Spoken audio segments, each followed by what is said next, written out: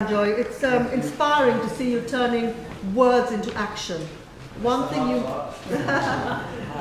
what you might want to find out more about is that when we were in Cambodia a few years ago, they were educating street children, some charities, to serve in restaurants, training them as waiters, as hairdressers, and so on, and setting them on a path to having paid work.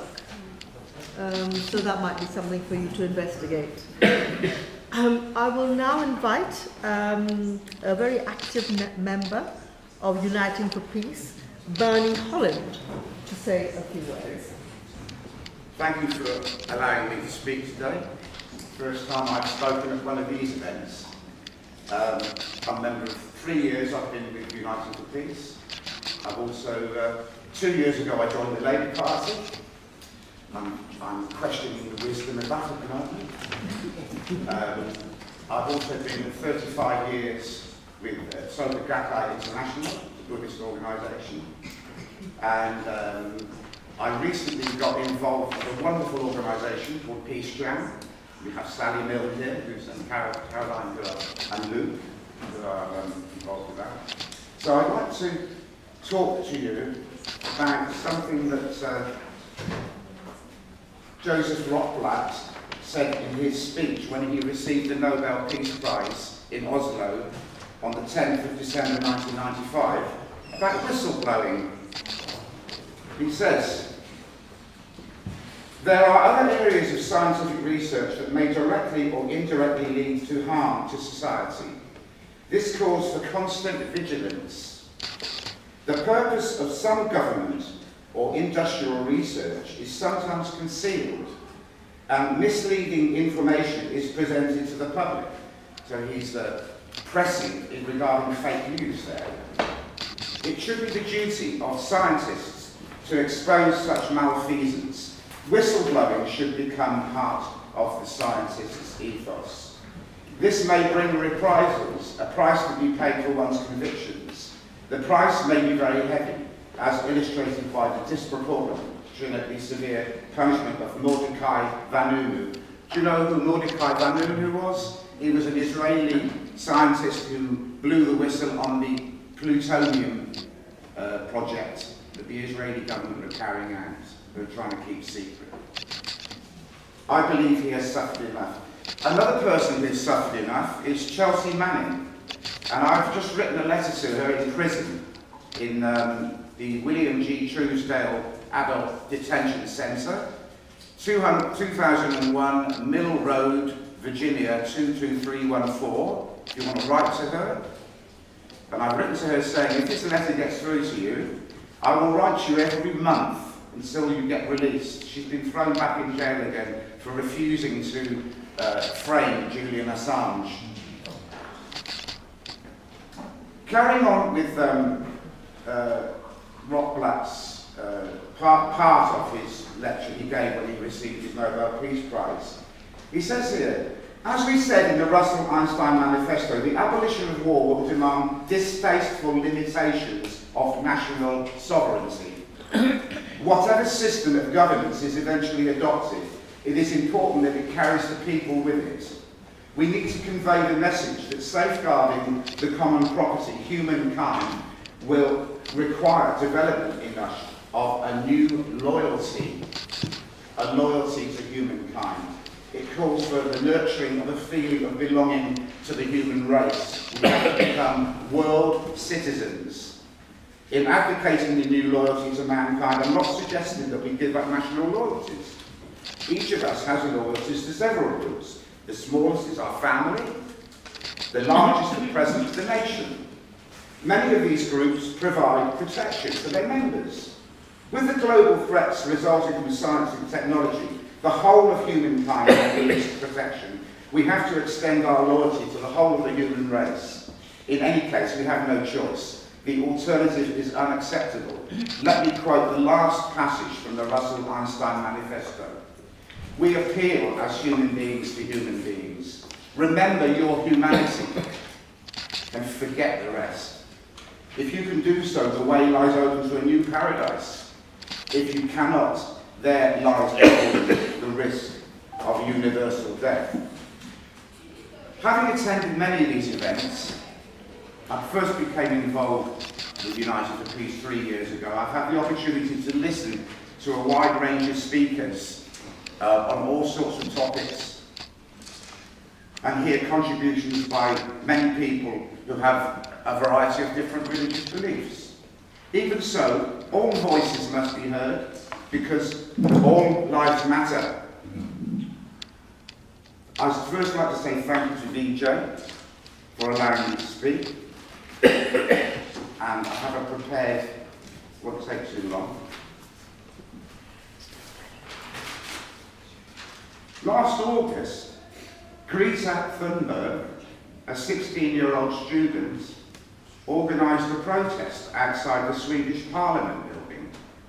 Her action was to protest the lack of effective climate legislation on a government level, highlighting the lack of government leadership on the issue.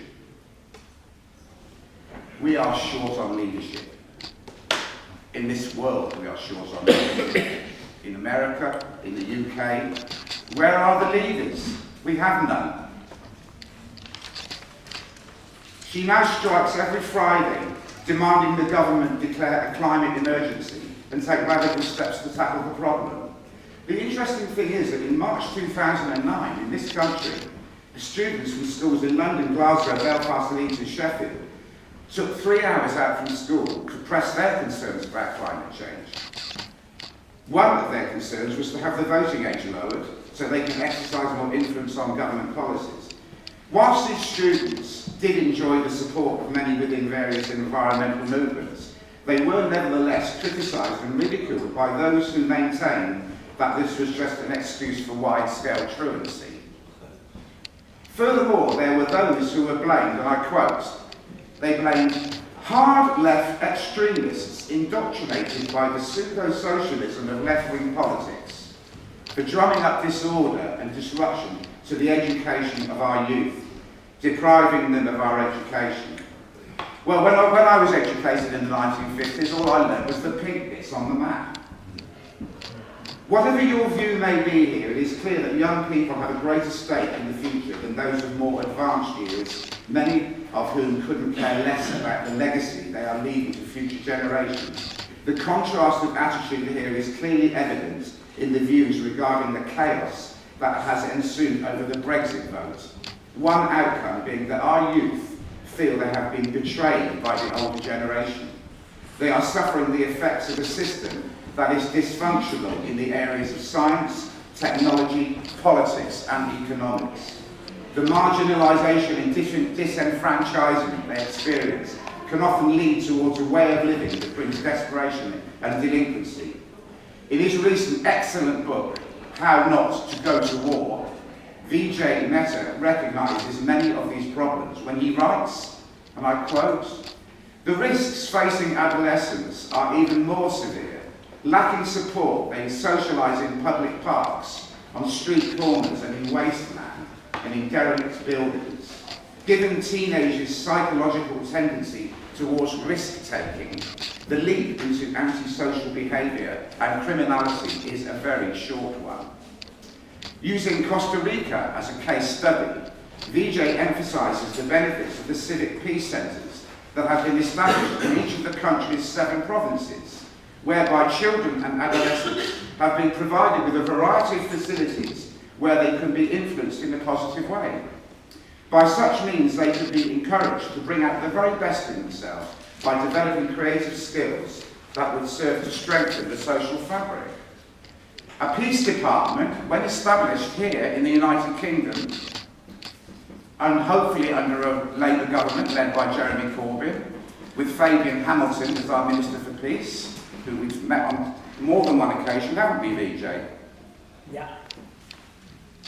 The Peace Department, when established in the United Kingdom, could follow this model by restoring facilities which have been shut down under the regime of austerity that has plagued our country over recent decades, whilst initiating new developments in human resources.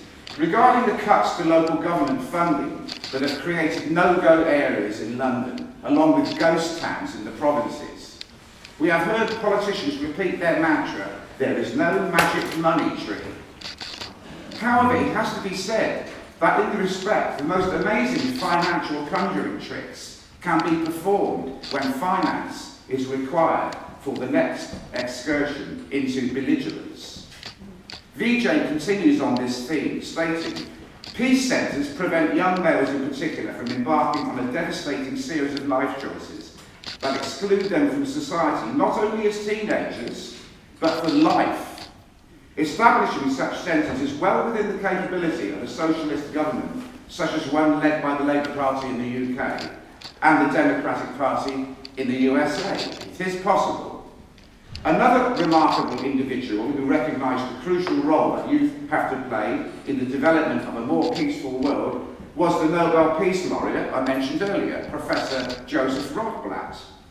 In a dialogue with the accomplished Buddhist scholar and peace activist Daisaku Ikeda, published in the book A Quest for Global Peace, Professor Rotblat is quoted as saying, "The passion of youth is so precious. As people age, it invariably seems that various factors wear on them and completely tire them out. The passion, energy and enthusiasm of youth sometimes becomes excessive and can become extreme at times. Yet, even so they are important. I always make an effort to be gentle and avoid crushing and discouraging a young person's enthusiasm. I try to cheer them on so that their passion can continue burning brightly. I've never had the honour of meeting Professor Rotblat, although I am very happy today to be associated with one of his long-time colleagues, Sally Milne, who is here with us today.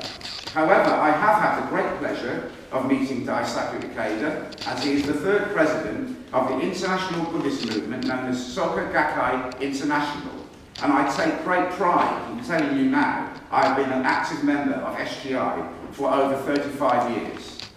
Likewise, I continue to collaborate with my friend Vijay Mehta in our commitment to peace activism. I can say that one thing shared by Professor Rotblat, by Sally, by Daisaku Ikeda, by Vijay Mehta, and all the people we've had involved with our Uniting for Peace. One thing we share in common is a youthful spirit, and we refuse to give up, regardless of any obstacles that may be placed in our way, or any ridicule or contempt that may be directed towards us. And as such, they are all a great inspiration to me and exercise a positive influence on my life. I would like to conclude here by urging as many young people as possible to join our great movement for world peace. Join Uniting for Peace. Start up your local group. It's easy to do. In your community, you can get together and start a group up under the banner of Uniting for Peace.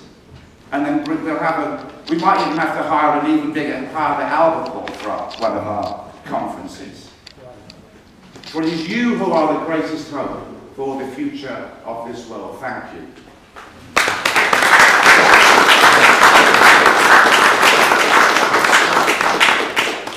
And thank you, Bernie and Sanjay earlier, who both highlighted the need